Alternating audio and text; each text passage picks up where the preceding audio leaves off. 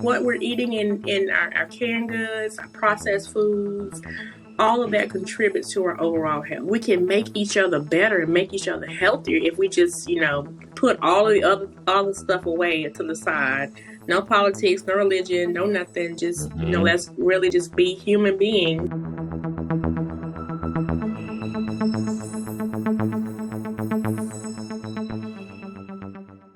Hey everyone, and welcome to another episode of The Missions That Made Them. I am your host, Jason Verdelli, and this isn't just a podcast, but rather it's a movement.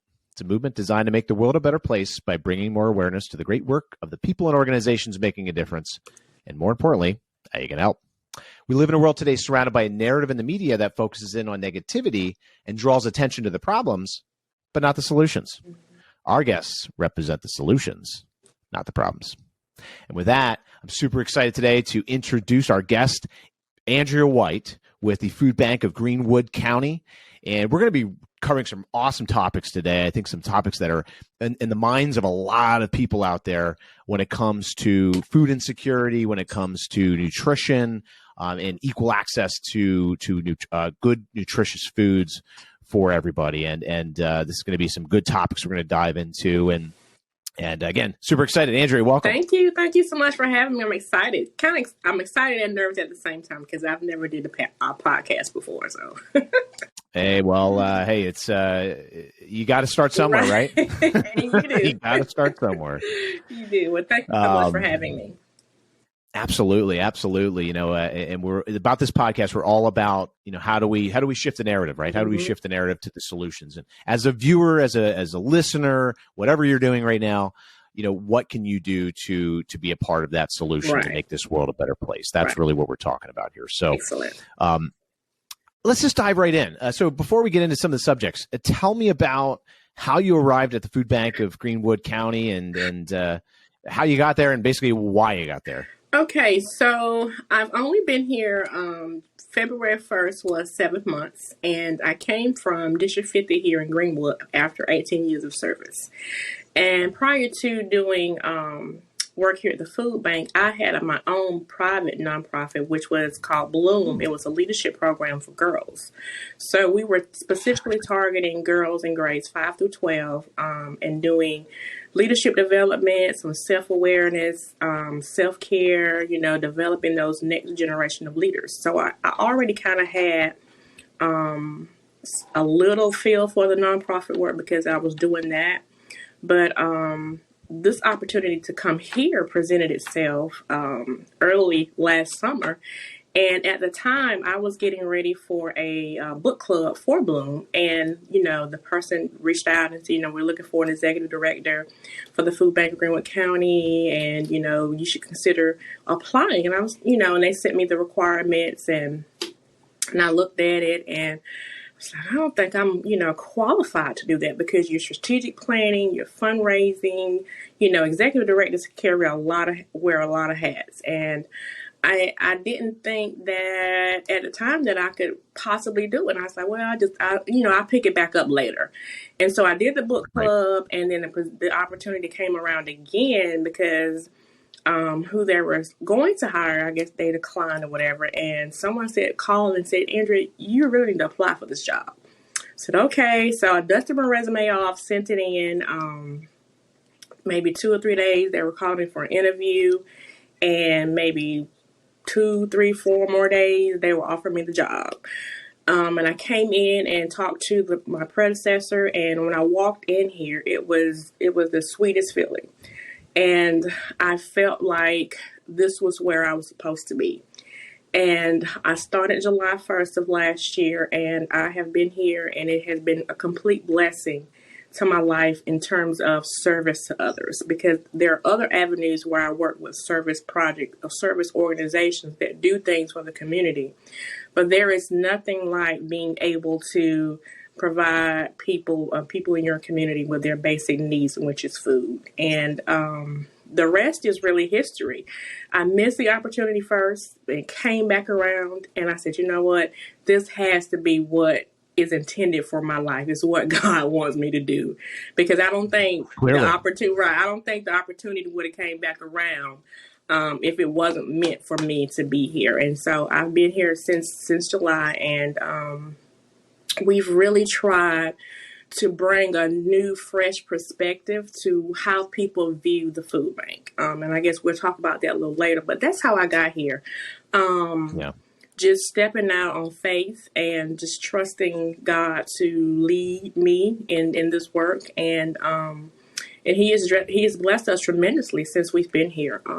We have some things coming down the pipe that that's going to be very beneficial for our community. So, a long story short, after 2 attempts, I stepped out. I stepped out and said, you know what, I'm gonna try. And even if I tried it, I didn't get it, I at least can say that I tried. And so that's how I ended up here. And like I said, when I walked in, it was just the sweetest relief or sweetest feeling when I walked in the doors. That's like, okay, I'm home. So that's how I got here. It's funny how those opportunities just keep coming back, right? It's like, okay, well, if it's meant to be, sometimes it comes back. Sometimes it comes back in different ways. Right? Yeah. So while you're here, you're meant to be here, clearly. Right. Yeah.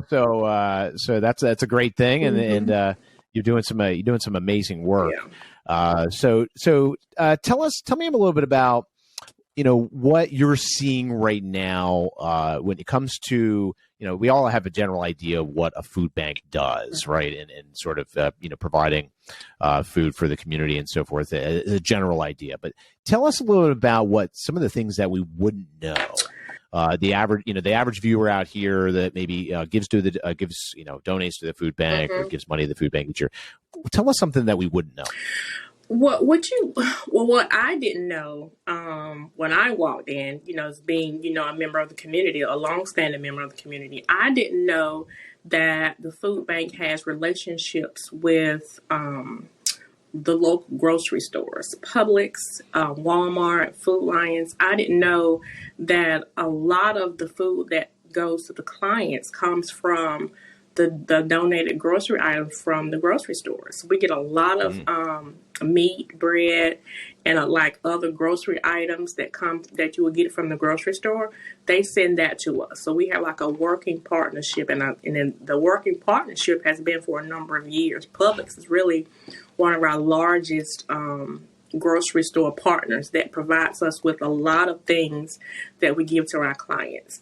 So coming here, from the community, I didn't know that. I thought maybe, it's based on just solely donations from, organizations that are doing canned food drives and, things like that. I never knew that food banks can have relationships with grocery stores that can provide, the meat, the bread, and things like that we're getting from Publix. Yeah. Mm-hmm. Yeah, that's pretty awesome. My family had a business for about 65 or so years in the vegetable business, and they did the same kind of thing where they had food, and there was a certain amount of that food that was allotted to the food bank, which is really, really cool. So you don't even see that. That's before you even get to the retail stores, right? Right.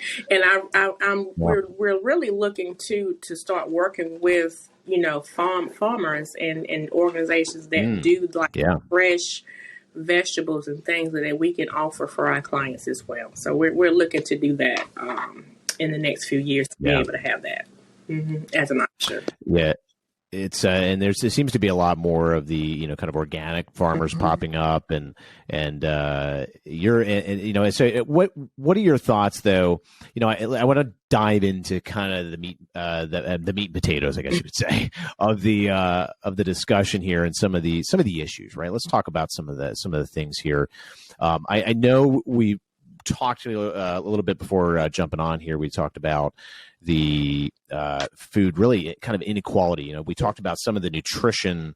The problem is, it seems to be, the problem is that what really good food, the food that's nutritious and everything else, it's it's not really affordable for everybody, right? Right. I mean, so what are your thoughts? I'll start with your thoughts. Start off with your thoughts. What are your thoughts on that topic alone? It really breaks my heart because I'm considered a normal 40-year-old healthy person, and I have access to fresh food, healthy food, organic food, whatever type of food it is that I choose to purchase from the grocery store or wherever I'm shopping. And for people that have health issues, that are diabetics, that are whatever their health concerns are, they don't have access to. Some of them don't have access to healthy food. That really, our food is sometimes what causes us to have health issues. Because just this morning, we were going in the pantry area reading labels of the sodium content, the carbohydrates, and all the things that are in the canned goods, and we're giving this to our community. And our community is having health issues because of the food they eat. The statistics show all the time that Americans are some of the most obese people in the world. And it is attributed to what we're eating, because what we're eating in our canned goods, our processed foods, all of that contributes to our overall health. So I'm blessed to be here, and at the same time, it saddens me that when we have food drives and things like that, that we're helping our community, but at the same time, we're giving them things that's not healthy for them, and so it's kind of a balance, but then again, it's not a balance, because you want people to be healthy, you want people to be nutritionally sound and nutritionally educated, but look at what we're giving them, That's not our kids. Yeah, it's.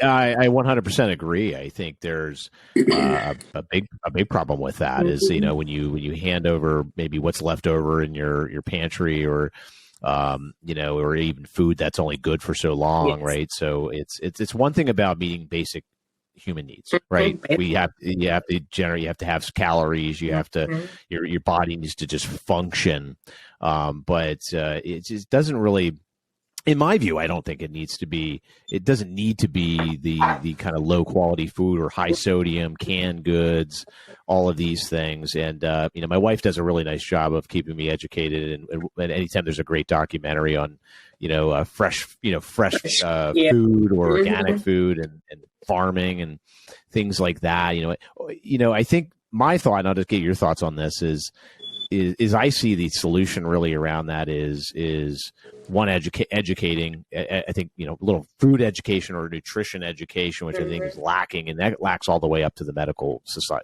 world, because they get very little. From whatever I've read, I'm no expert, but from what I've read and everything else, they get very little training on that. So it's is education, and then it's also maybe cooperation. You mentioned about getting cooperation with the grocery stores, but what about the local farmers? What about going direct to the actual source before it gets processed, and getting that? What are some of your thoughts around some of the solutions there? And it's so funny that we're talking about nutrition education, and we had Self, our local hospital here. We're getting ready to do a partnership with them starting next week, and we had a registered dietitian with us this morning, and she was going. We were talking about the same thing. Being able to provide that nutrition education and helping people to understand all the types of, food, and being able to read the labels and knowing how much sodium is in your food, in the canned goods, and what specific food you need to eat if you're a diabetic patient, or a cancer patient, or just high cholesterol, high blood pressure. Just being able to provide that nutritional education, I think that's what's lacking in a lot 100%. in a lot of food banks, because what we're trying to do is we're trying to take care of that basic need quickly, and that basic survival. Need, right. You're making sure that they have at least food for the next 30 days, and you're not really thinking about all of the things that you're giving them, like the content of what you're giving. And she said, we were just talking this morning, and she said it really comes down to nutritional education, being able to read labels, being able to understand how much sodium intake a diabetic patient needs to have, how much carbohydrates, bread. I mean, and so it's you hit the nail right on the head. It's nutrition education, because it's important for us to know, what are we putting in our bodies. Yeah, and it's a general rule too. And as a donor, like everybody, I would imagine a lot of people watching this would, at some point in your life, have been a part of donating to a food bank, right? You bring, schools usually organize it, sports teams organize it, whatever it is. Like, there's a lot of support for food banks. However, the problem is that, and I always thought about this, I'm like, okay, well, why are we sending them stuff that we wouldn't really eat ourselves? Right? It's like, okay, like the canned broccoli, the canned whatever the heck it is, well, why are we sending them that? Right. Like, it's just, that seems wrong. And the two is, like, the biggest thing as I see it is the around education is that it's not really, we learn about the basics of some of this stuff. Like, you learn about, okay, broccoli is, eat your vegetables and stuff like that. What you don't get in any of this stuff is you don't get any education on how to read the labels or understanding what sodium actually does to your blood pressure and things like that. Like, yeah, broccoli's good, but when it's doused with a bunch of salt and everything else, you can make very healthy things very unhealthy really quick. Really. Yeah, and when it's highly processed, and this goes for a lot of different industries out there where things are super highly processed because they're making profit. They're trying to profit on it, and they're trying to maximize the output. It's yield, right? That's how these companies operate and make profits. So, but people always complain about the education. They complain about the food system, and that these companies are trying to poison us and everything else, which I think is really, I disagree 100%. I agree with the fact that maybe, they might be they were definitely evil or whatever else, but there are companies that are out there that are like, maybe not intently, but they're trying to make profits. However, but the solution, I like to stay away from the problems. I don't like talking about the problems as much. The solution, though, is the education. If you're educated and you can actually read it, guess what? These companies don't become big anymore. Right. They don't become big because you have the ability, if you're going to donate to the food bank, or even if you're going to the grocery store, whatever that is, you have the ability to make that decision. So it's stop being lazy, go out, educate yourself on nutrition. It's not only going to make yourself better, but it's going to make society better. What are your thoughts? And you're absolutely correct, because and when people ask us what our needs are, we try to be mindful of sharing just canned goods, things like that. Yeah. And we try to be specific and ask for maybe the healthy options of the soups or the wheat pastas and things like that, because we don't want people to think that we're being picky when we're asking for specific things, but we're asking for specific things because we know our clients are needing specific food, especially, if we have people that have high blood pressure, high cholesterol. They can't, even though they would want to have that, we still have to be mindful in trying to provide them with a healthier option. That's kind of sort of my goal, moving forward. Since the honeymoon phase is over now, I've been here 6 months, so we got to look at this thing.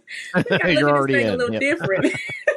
Yeah. Let's see if we can, be specific, because I really feel like if the community would know the things and the statistics of people that have hypertension and high cholesterol and so many other things, that when they do have the food drives and the organizational drives, and they would be kind of mindful of not just going up and picking up a $1 can of corn, or, and we wouldn't dare ask anybody to spend, lots of money on expensive or, healthy or organic stuff.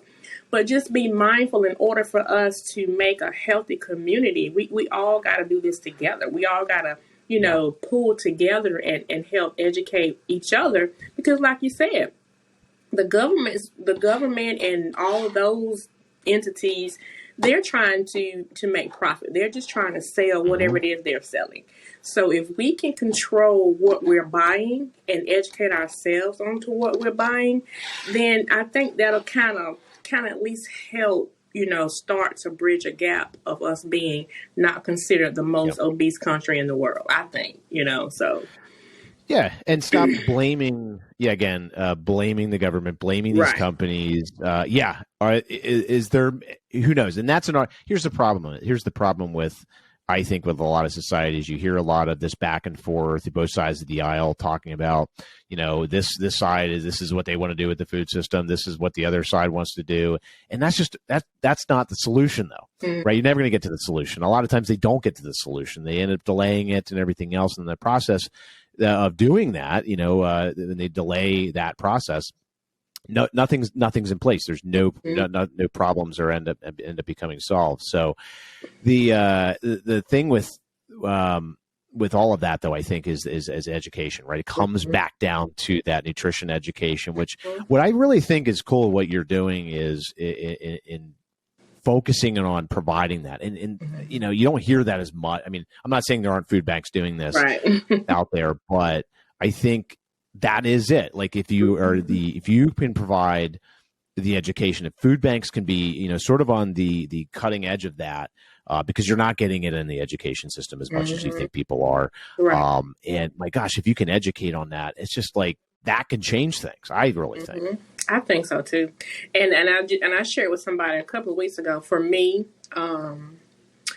food disparities, insecurities it's not a political issue. It's not a religious issue.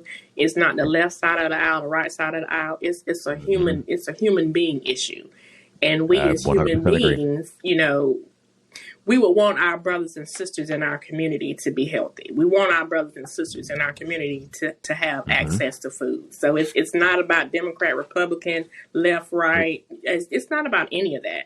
For me, it's being able to be in this position to be able to educate myself first, my staff secondly, and the people that we serve thirdly, to make us all healthy. Because like I said, when I first came, there were things that I didn't know that the food bank did.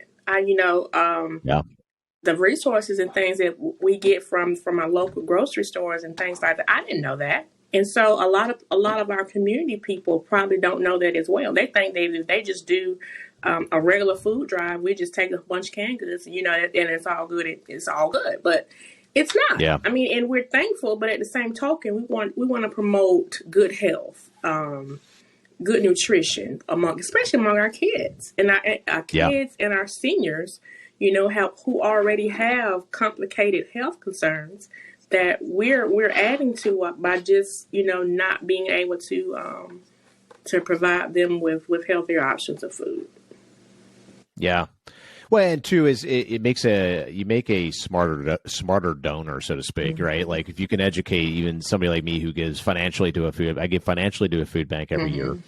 And I also we give food. We give our food too, right? And we try to. Luckily, like I said, my wife is all over this, right? She picks the best food, and the everything is very carefully selected and everything. But she's educated, right? She takes the time to educate because she's interested in it. For me, I'm not necessarily. I'm interested in it for sure. I'm very much about health, but I'm not studying up on that stuff, right? And I think that's where. I see the food banks not just as a solution to solving hunger and that, but also the making people healthier in the process, because you're educating them on things, how to read labels, things like that. We might have forgot those things, right? You're introduced to it maybe in like ninth grade or something like that. But I mean, who remembers what they learned in ninth grade? I don't know. Absolutely, I know. Well, I do remember my ninth grade home economics teacher. I really remember my ninth grade home economics teacher. Yeah. Yeah, I think I remember like wood shop or something like that. It was, and those are the type of curriculum things that we learned as young people, to to use some olive oil and to sew a button on a shirt and to make things, and so Right. it's a lot of things that we learn as younger people that these kids now aren't really accustomed to seeing or getting now. So yeah, makes a difference. Well, and there's a lot of too. The problem is that there's so much. The difference when I was in school, which I won't go there as far as how many years ago that was, but we won't touch on that in this podcast. But because every day that goes by, I get older. So the thing is that the today's world, there's so much more media that's being pushed out to them, right? So there's so much of this is bad, this is good, this is bad, this is good. And we just go with it. We don't dive into, we don't ask the difficult questions. We just go with it because the media is good, is bad, whatever. If you listen to everybody, you'd say, okay, well, meat's bad. Right. Everybody would be vegan. Everybody would be a carnivore. Everybody would be this. Everybody that. Like, it's really no. Seriously, if you go to YouTube or whatever, and you like try to look up like how to eat a healthy diet, you're going to get a list of people on the carnivore diet. All that stuff. Right? All people who plant-based. Mm-hmm. Yeah. Mm-hmm. Yeah. It makes you want to eat plant. Yeah, all that stuff, pescatarian, vegetarian, all that stuff, and then the carnivores are saying you're missing out on minerals, and the vegetarians are saying you're clogging your arteries and all this other stuff. So, reality is that it's tough to get that central source of truth and what is truth. We don't really. It's not like it's tough to really disseminate that, right? Right. And because as through the education system, we're not really brought up to how do we react to those messages, right? And I think that's the challenging thing in the educational system that I see is we can overcome it, I think, but it's not necessarily embedded in there. So we as a society have to be educated, but I think it's not as easy as that. I think that the organizations like yours and what the work that you're doing, which you've been called clearly to do, I think so. Called to do. Yeah. I think so.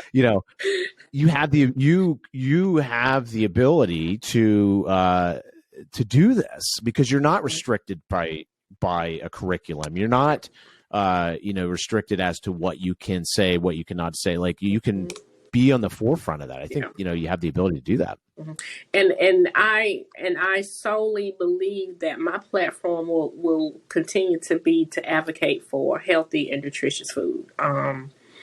With my clients, with my staff, with myself, with my family, because I've had family members and friends to pass away that were not really healthy, and it's attributed to health concerns and improper nutrition. So that will really be what I advocate for as being the executive director here, is bringing that nutritional information and sharing it with the community, and then being able to have the partnership with other agencies that are also trying to help educate the community, and just working collaboratively can't even get it out. Collaboratively, okay, together to promote, a healthier lifestyle, because it's actually possible that we can make each other better and make each other healthier if we just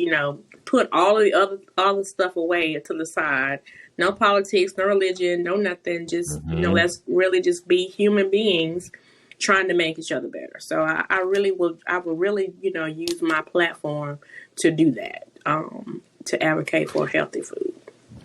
And healthy food and the education behind it, I think too. You mentioned and that I think you have the ability to revolutionize the way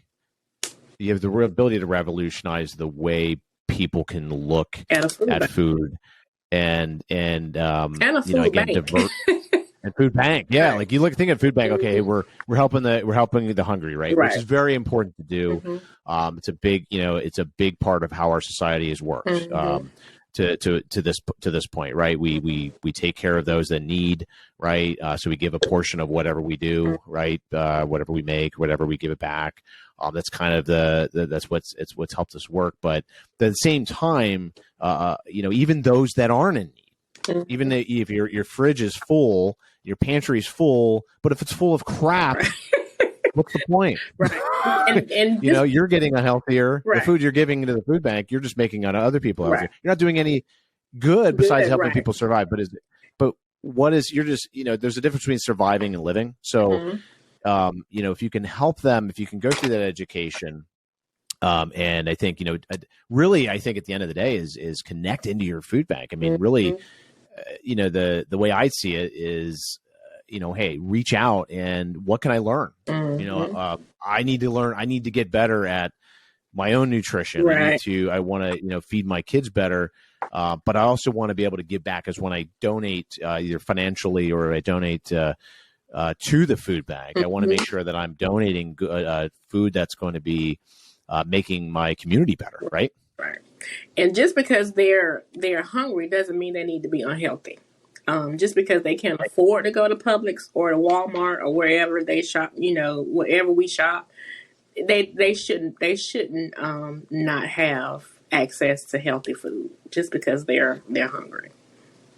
Yeah, and healthy food and education. And education, access to both. And I think if the community itself, the part of the solution, I love about this podcast is that we talk about solutions. I try to very quickly, I address the problems, right? There's clearly problems out there. So we're not going to go by and assume that this world is just filled of sunshine and rainbows, because it is not. It's not.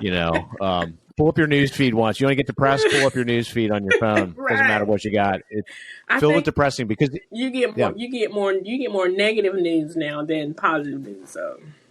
Because it sells. Yeah. Because it gets views, right?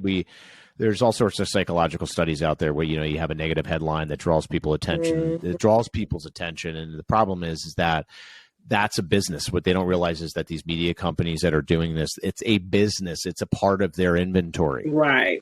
So if they generate an audience, if they can somehow climb inside of your head with that headline that makes you think, oh gosh, like the world's it's on fire, everything else, right? It's like, sure, there's problems, but now we have more access. I think today people think it's a much worse time, in today's world than it was. I mean, like look back at history. I mean, history is pretty terrible, actually. Right. If you look at every kind of generation, we've had nowadays, it's just, I think we have the ability these media companies have the ability to make it perceptually more terrible, so to speak, or look like that. So you can, I think at the end of the day, though, is we can shift that way of thinking and saying, okay, well, instead of reading an article today about how this company is putting steroids or putting whatever it is in their food and everything like that, you have the choice to be able to say, hey, you know what?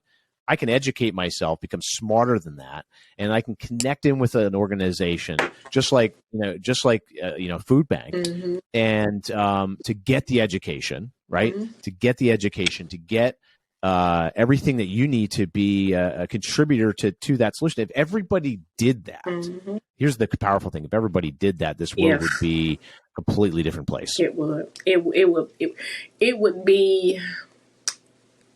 It would be a tremendous place if everybody thought that way. And if everybody thought like, I got to take care of my brother. I got to take care of my sister. I got to take care of these kids. If everybody thought that way, we wouldn't be considered one of the most obese countries in the world. And I grew up in a little community right down the road from Greenwood. It's called Promised Land. And the running joke is, I never tell people I'm from Greenwood. I always say I'm from Promised Land and the reason why I say that is because there are so many special people that were born and raised in that community, and it was a community where everybody took care of everybody. It was a community where we had farmers, we had neighbors that had hogs and pigs and chickens and there are some of the most successful people that came out of Promised Land, but it was a community of people that took care of everybody. They took care of everybody, and they took care of everybody's child, everybody's grandchild, and great grandchild. So it was just a community of people that really took care of each other. And if we, as a society, could be like a small promised land where you had your farmers and your housewives and and it just take care of everybody. That would really make the world just different. And that's why I always say I'm from Promised Land, because we took care of everybody in Promised Land, and we still do. My parents still live there. Family members still live there. And it was just a community of people that loved each other. I mean, it was all family oriented, but it was still a community of people that loved each other. And I think until we get back to that mindset of taking care of our brothers and sisters and being community focused, we're going to continue to go down the path of miseducation, misinformation, and not wanting to really understand the root causes of all the problems that we're having, and look more so at how can we fix this problem? What's the solution? Like you said, what the solution can be is I think it has to start with people's mindset, with our mindset. How do we view stuff? How do we view things? How do we view our community? How do we view our society? How do we view America? I mean, there are just so many layers that go into changing the way we think and changing the way we see things. So many layers. Yeah, it's I believe too, your day, actually the world, the direction of the world and everything, I think is really comes down to the first 3 seconds of the day for everybody. Right. You wake up every day and you say, well, okay, am I going to let things happen to me? Am I going to, you pick up your phone, you look at the news feed and you're like, okay, look at all that negative stuff. Look at, all of this, all of the problems, man. I'll tell you what, problems are in front of you. They're everywhere. If you pick it up, it's problems. Because guess what? Yeah, it's something negative. There is nothing, positive.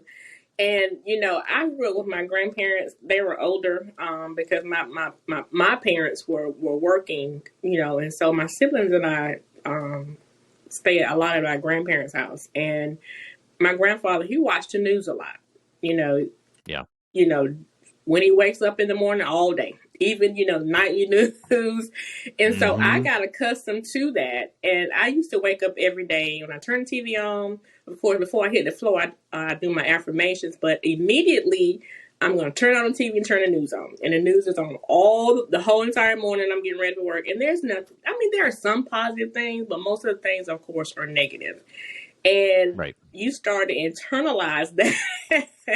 Yeah. And you start to think about it. And so you have nothing positive on your way to work, because you're thinking about, some little girl has been kidnapped, or, just a whole host of things that I have to reprogram my mind sometimes. Say, okay, Andrea, let's listen to some music, let's listen to a podcast, something that will stimulate you to be more positive going to work. So you're absolutely right. When we turn it on, we see, that's all we see is negative. And I think it has a lot to do with the way we process through the day, because we've already started our day, kind of in a negative way.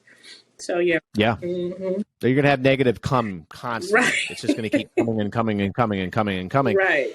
The thing that you got to do, I think, and this is part of the whole point of this podcast, and Andrea, what I love about you and what you're doing, and your mindset, I love our conversation today, because this conversation that we're having is part of the solution, right? We're talking about education. You're starting to think about, well, let's stop complaining. Let's stop putting ourselves and exposing ourselves to media that isn't going to do anything, right? It's going to make you feel more. Here, you want. If you pull up your phone and you look at the news, I can guarantee you one thing: you're going to feel like crap. You're going to be more stressed out, which is going to make you. Guess what? eat terrible foods. Right. It's going to make everything else, right?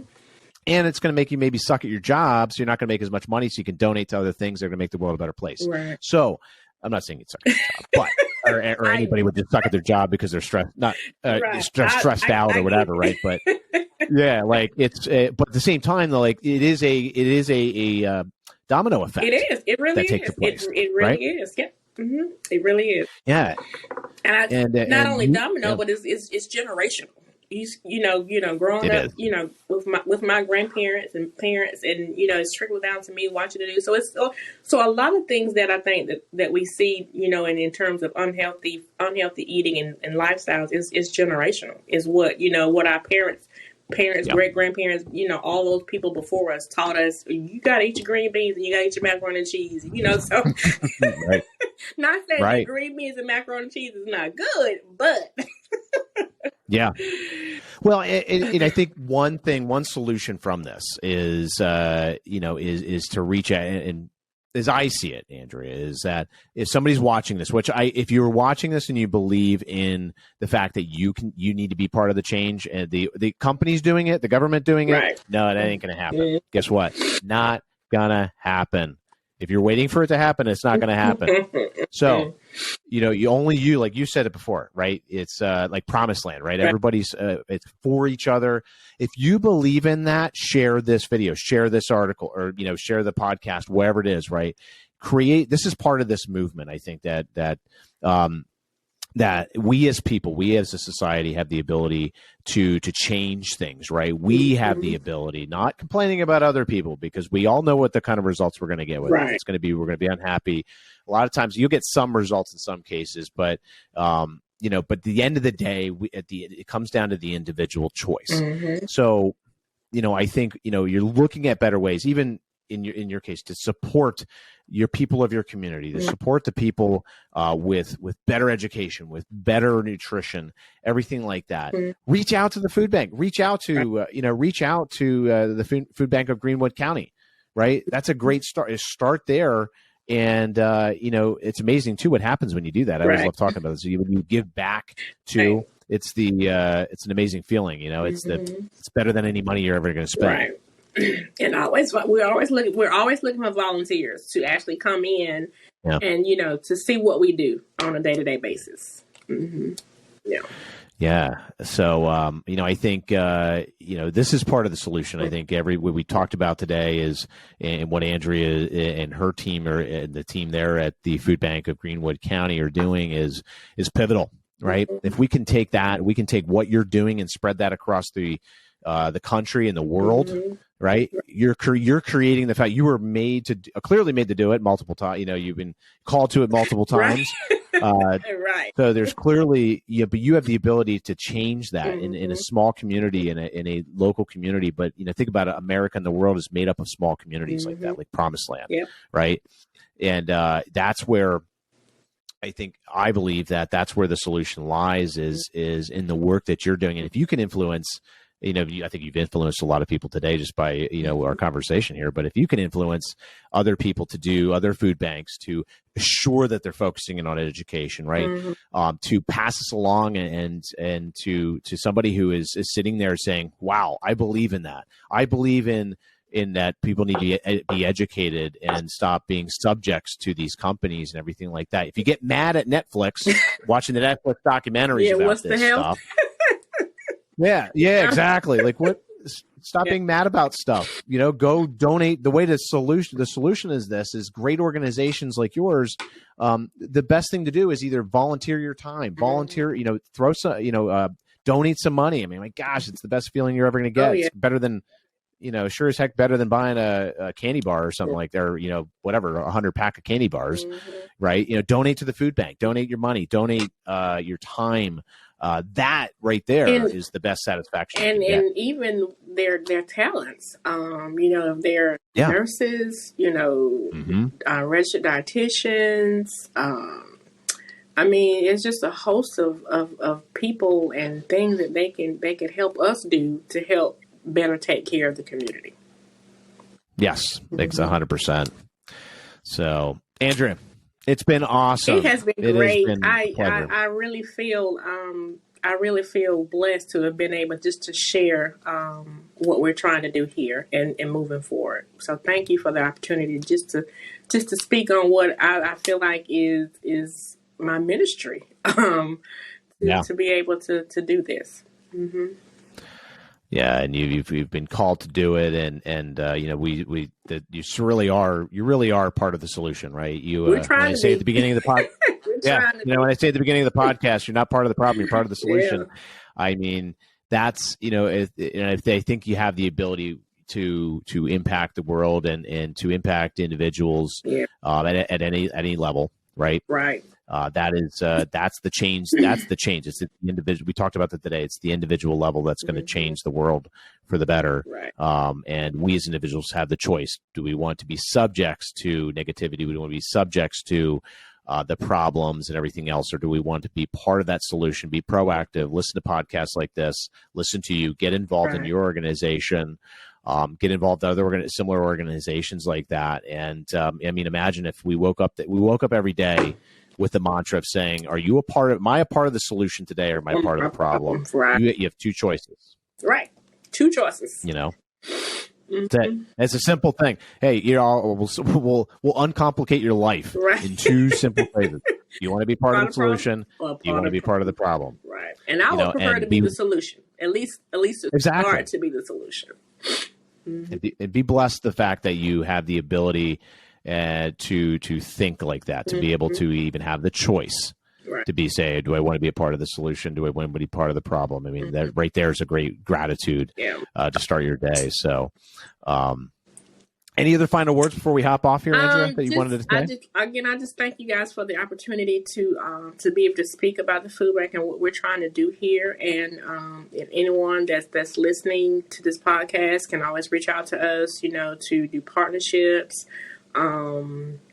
What's your website? It's www.foodbankgreenwood.org. They can always go visit our website, reach out to us. We're always looking for donors, partners, just to get in the movement of helping us take care of our community. Yeah, and if you believe in anything that we talked about and discussed in this podcast, I would strongly urge you to support Andrea and her team at the Food Bank of Greenwood County and get involved, right? Be a part of that solution. Be a part of the solution. Be a part of the solution. Love it. Yes. So with that said, thank you everybody for listening today. And until next time, have an awesome one. Thank you.